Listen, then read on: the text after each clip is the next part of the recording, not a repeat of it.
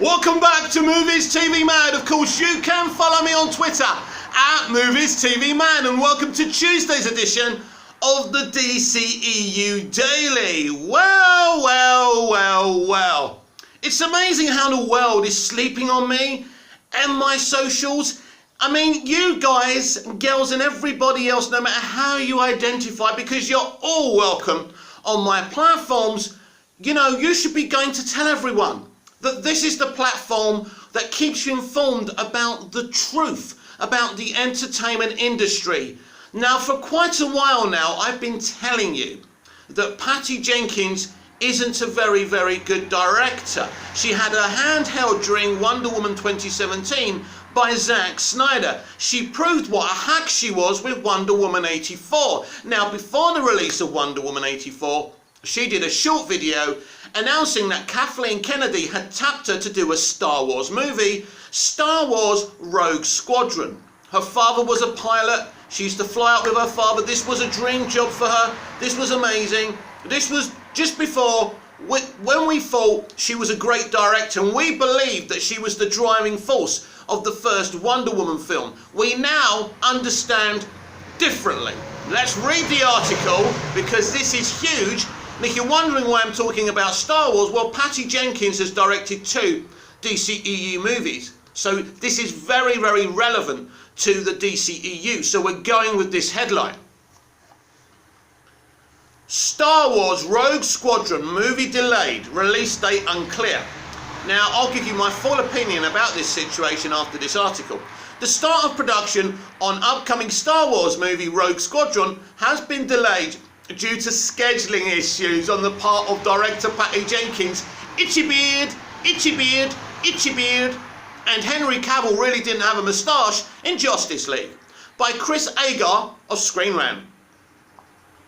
The start of production on upcoming Star Wars movie Rogue Squadron has been delayed. While Lucasfilm is currently focusing on an ever-growing slate of Star Wars TV shows for Disney+, the studio still has plans for the galaxy far away on the big screen. Unfortunately, they're shit plans that probably won't even happen. Following a theatrical hiatus after Star Wars The Rise of Skywalker because they made a mess of the sequel trilogy, the franchise's next movie will be Rogue Squadron from director Patty Jenkins. The project was officially announced during Disney's Investor Day, December in 2020. This is literally nearly a year ago. It took them a year to fucking go and watch Wonder Woman 84 and realise what a shit director Patty Jenkins is. Rogue Squadron has been scheduled for a December 2023 release, with Jenkins supposedly set to work on it prior to making Wonder Woman 3. Yes, and this is bad news for Wonder Woman 3, of course, because this means it's definitely getting fast-tracked now. Anyway, earlier this year, it was revealed the Rogue Squadron script is nearly complete, suggesting casting and filming updates would soon follow. However, there's been a hurdle in development, and Rogue Squadron is getting pushed back. Per THR, Rogue Squadron production being delayed. It was slated to start shooting at some point next year. The cause for the postponement is scheduling issues. What a fucking lie. Because let's be honest about it, they knew about her schedule for a long time. And it's taken them a year to postpone this movie. It's even been taken off the Lucasfilm slate. Think about that for a minute. Anyway, for Jenkins, it's unknown if Rogue Squadron's release date will remain in place. No, it's not unknown. It's been taken off the fucking slate. Excuse me. The change in plans may have something to do with Wonder Woman 3. That's what she's going to say. Why? Why would you stop yourself from making a Star Wars film, right? You get to Wonder Woman 3 in all due course. It doesn't make sense. This is not the reason. Currently, Wonder Woman 3 currently does not have a release date. It's definitely a priority for Warner Brothers, given the success of the previous 2 installments. Oh my God. These journalists are so dishonest, aren't they, in the franchise? It's possible Wonder Woman 3 is coming together sooner than expected, unfortunately, causing Rogue Squadron to be put on the back burner. That's not true. Jenkins is also slated to direct Gadda in Cleopatra, so she's been juggling multiple commitments. Now, something like Cleopatra is probably more in Jenkins' Roadhouse. There's probably no kind of action needed. It's very basic directing of drama, isn't it? Which she's very good at, because she did Monster and she did it well.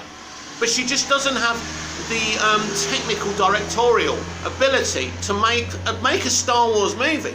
We saw in Wonder Woman 84 she has no technical directorial kind of skills. It seems like Rogue Squadron will have to move release dates. No, it's not going to happen.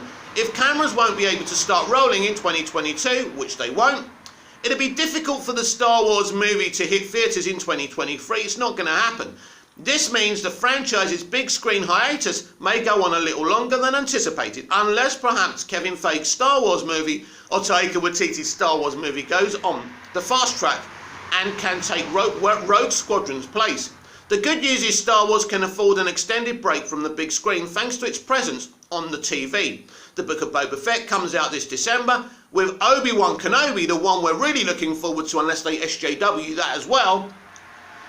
We've got Obi-Wan Kenobi, Andor, The Mandalorian Season 3, Ahsoka, and more on the way. There will be plenty of Star Wars content for audiences for the near future, just not in any theatres. Star Wars was born in the movie theatre. If you want to see how they're not really focusing on theatres anymore at the big two studios, which is Disney and Warner Brothers, you can see it here, but at least Warner Brothers are still trying.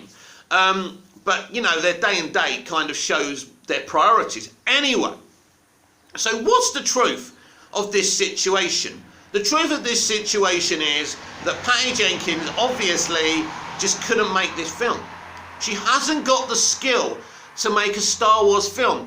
And it took Kathleen Kennedy a fucking year to realise it. So what have they been doing in the year? Clearly they've written the movie. Clearly they've been trying to set things up. And clearly, Patty Jenkins, whatever she's shown them, just isn't good enough, so they've had to remove her. Because telling me this has been postponed because Wonder Woman 3 is being fast-tracked, or because of scheduling problems with Cleopatra, just doesn't ring true. This film hasn't been postponed. This film has been cancelled.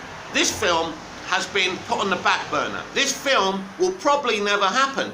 And if I'm wrong in the future, I admit it. Patty Jenkins has been sacked by Kathleen Kennedy, by Lucasfilm, because whatever she was attempting to do simply wasn't good enough. And now we move again, because we've been talking about this quite often. We move to Wonder Woman 3. If you can't see any red flags here, if you're not worried, then you're not paying attention. Because this means she's been sacked. They don't want her to make this Star Wars film because she's not good enough. She can't make the film. That's the point. Let me repeat that. She cannot make the movie. She hasn't got the technical directorial ability to do it. And I've claimed before and I'll claim it again that Zack Snyder, all the beautiful things you saw in the first Wonder Woman film were from Zack Snyder, not Patty Jenkins. But because he's that guy, he allowed her to take the credit for that film, and we fell for it. Really, Wonder Woman 2017 mostly is a Zack Snyder film. The brighter colours are not Zack Snyder's. Obviously, that was a studio thing. But most of that film, the good stuff of that film, was Zack Snyder, and Patty Jenkins took credit.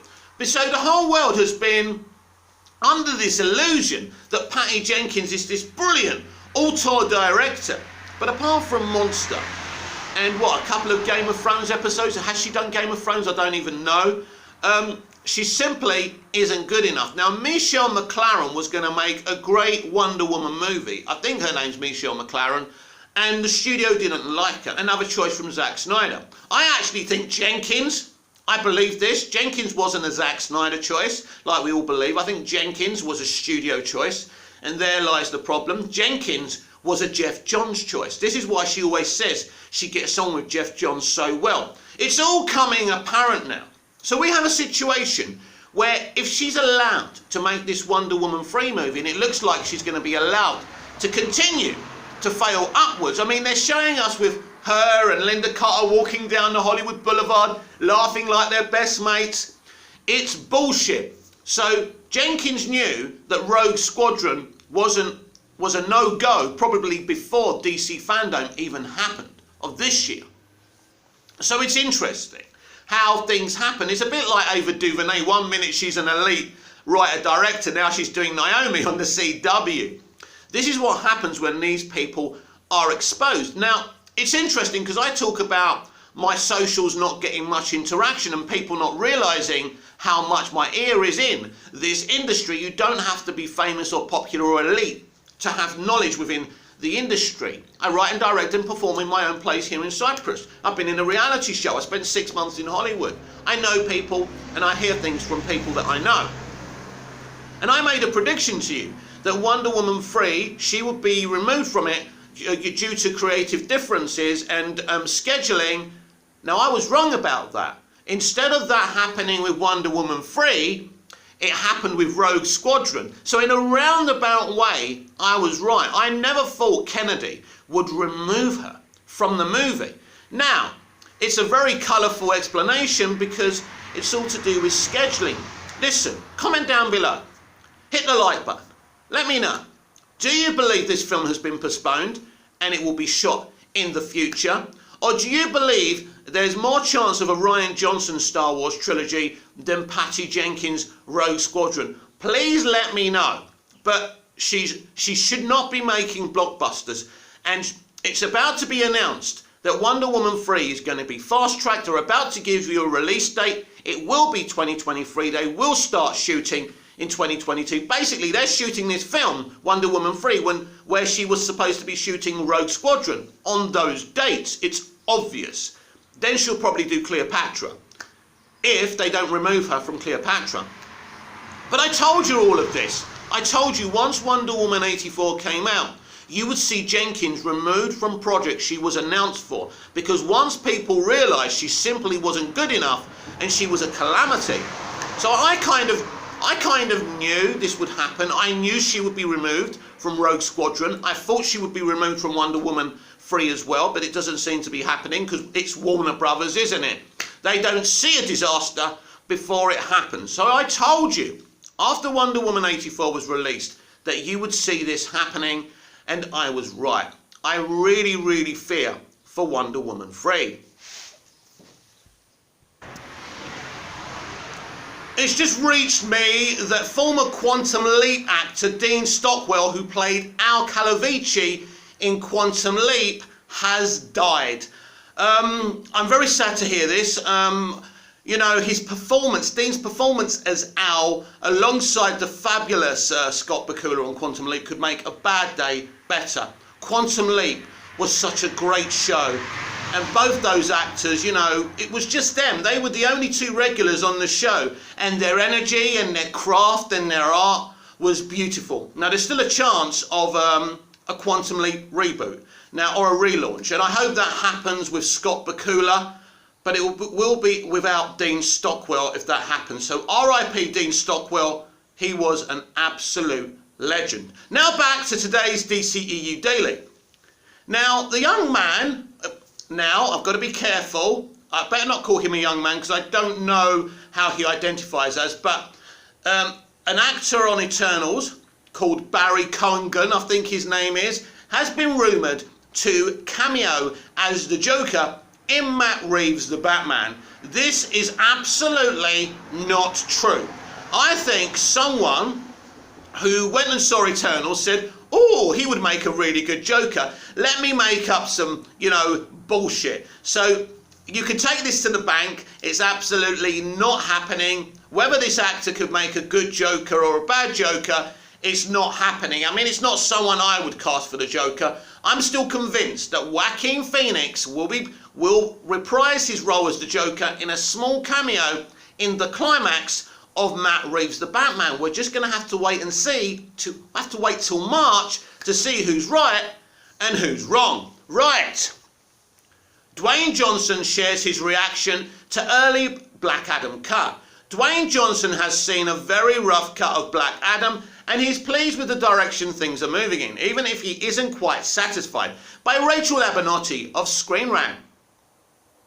Dwayne Johnson says he's pleased with the first cut of Black Adam, but also knows there's still work to be done. Johnson has made his mark on numerous franchises since transitioning from wrestling to acting, but the DCEU has a long remained a hard to reach dream.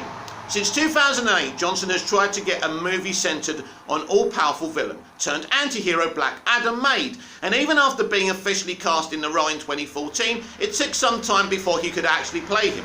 Black Adam endured some delays over the years, but production finally took place earlier this year. The movie itself scheduled for release in July 2022.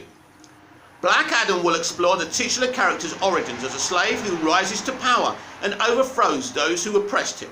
Based on a concept trailer Johnson released last year, the movie will also fast forward thousands of years to show his re-emergence in the present day, which puts him on a collision course with the Justice Society of America.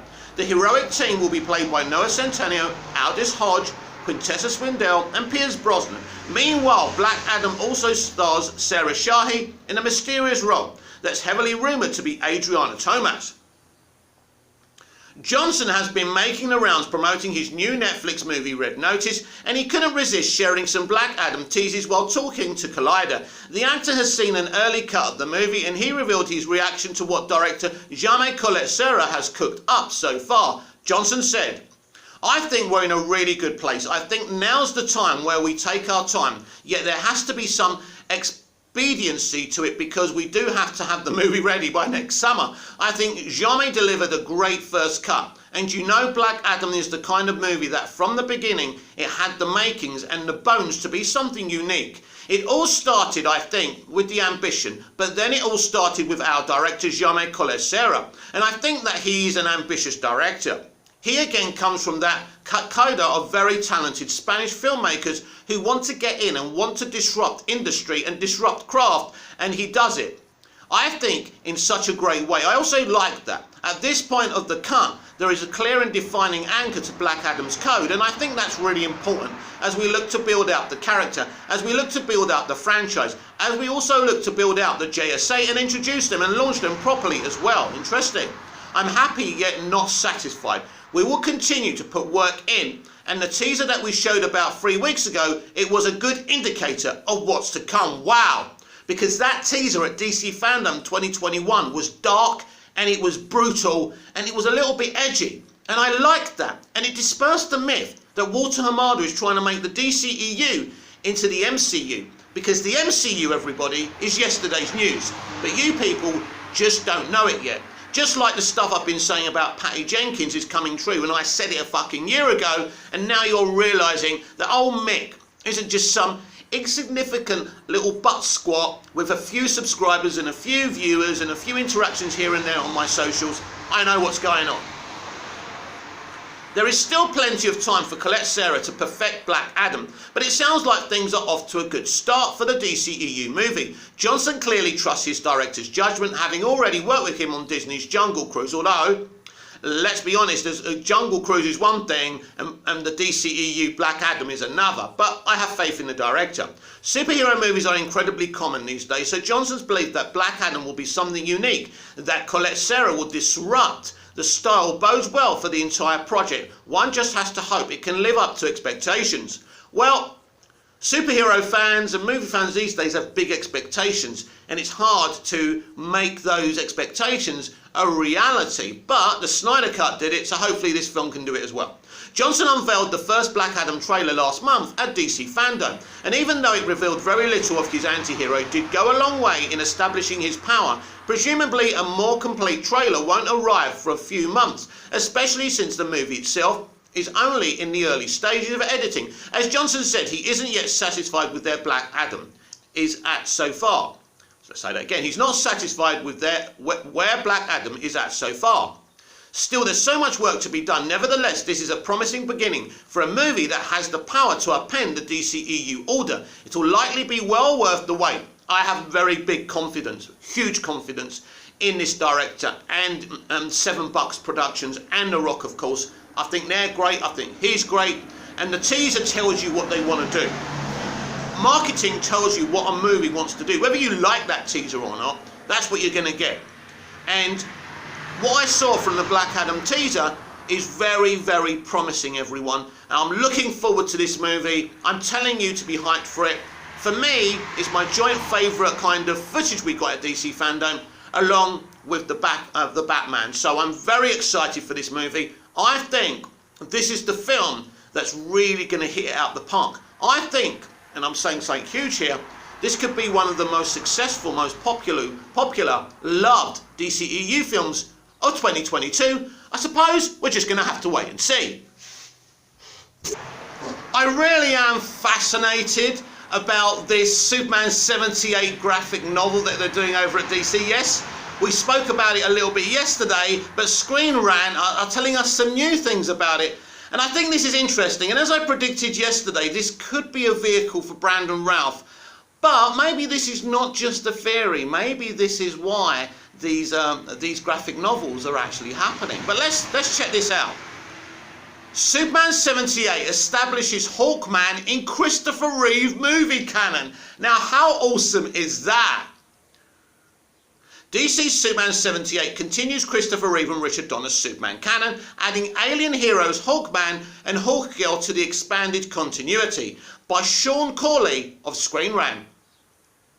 Christopher Reeve's depiction of the Man of Steel is one beloved by fans, acting as the blueprint for every superhero movie that has followed, which is why DC has chosen to continue the saga in comic form, with the latest issue of Superman 78 actually adding Clark Kent's Justice League allies Hawkman and Hawkgirl to the expanded continuity for the cinematic canon. While Carter Hall and Shira Sanders aren't mentioned by name, Thanagarians in the iconic costumes are shown to be prisoners of Brainiac. Interesting. Beginning shortly after the events of the first film and ignoring the subsequent movies, wow, that's interesting. Superman 78 sees Brainiac arrive on Earth seeking Superman. Brainiac shows the Man of Steel his immense power and reveals he's set on adding any Kryptonian survivors to his collection. Realizing that Brainiac will destroy Metropolis unless he gets what he wants, Superman surrenders.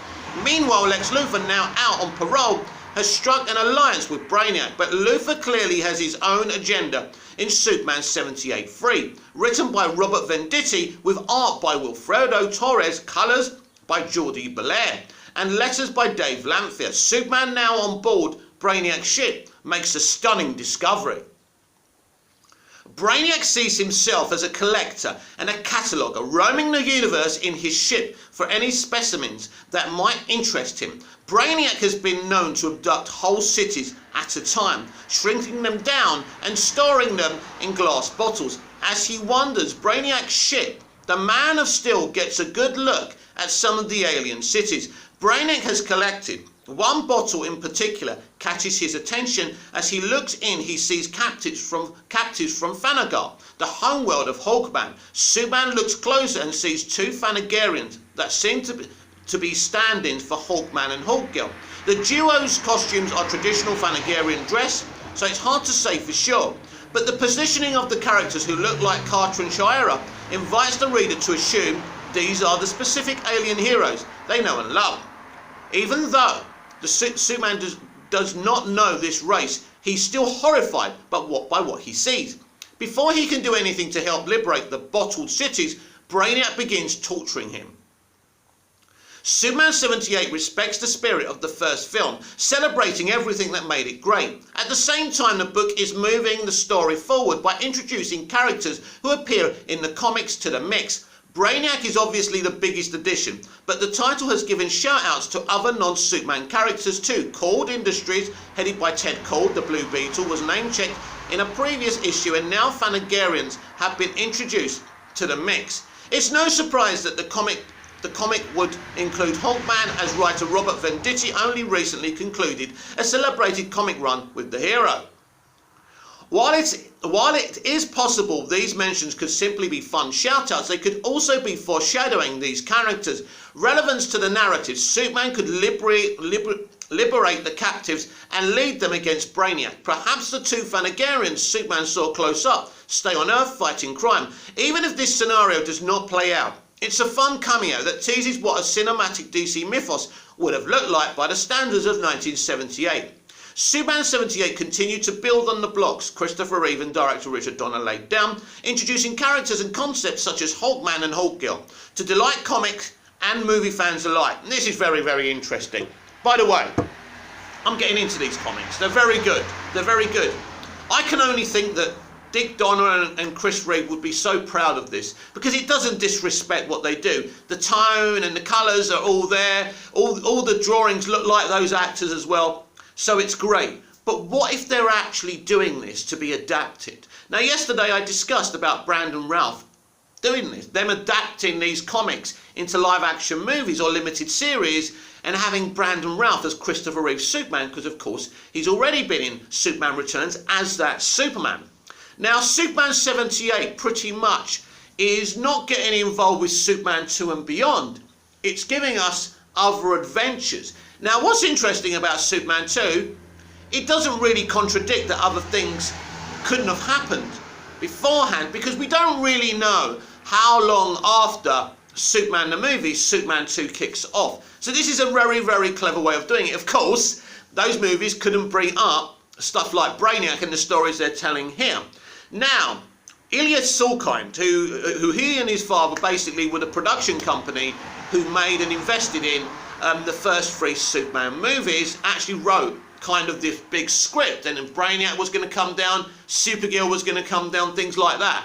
But Warner Brothers didn't like the treatment, because it was basically Supergirl and Superman having a relationship, Superman falling in love with Supergirl. I think even Brainiac had ideas above his stations about Supergirl, so it was a bit creepy and cringy. So for once, I agree with Warner Brothers that it sounded nuts. But the idea to have Brainiac in Superman 3 certainly was a great idea. As I discussed as well yesterday, Bryan Singer was going to introduce Brainiac in the Superman Returns sequel. That was going to be called Superman Man of Steel. Not just Man of Steel, Superman Man of Steel. I've read the script for it. It's amazing. The story is great. And, you know, Brainiac was going to disguise himself as Jason, who was Superman's son in Superman Returns. Superman would kill his son Jason by accident. It was, as Bryan Singer described it, it was a Wrath of Khan movie, and it would have been great. So this is actually a great way bringing back Brandon Routh, because you don't actually have to deal with the Superman Returns canon. You don't have to deal with Superman 2, Superman 3 and Superman 4. A lot of people hate 3 and especially 4, but I think there's still a lot of love for Richard Lester's Superman 2 and for the Donner Cut, by the way.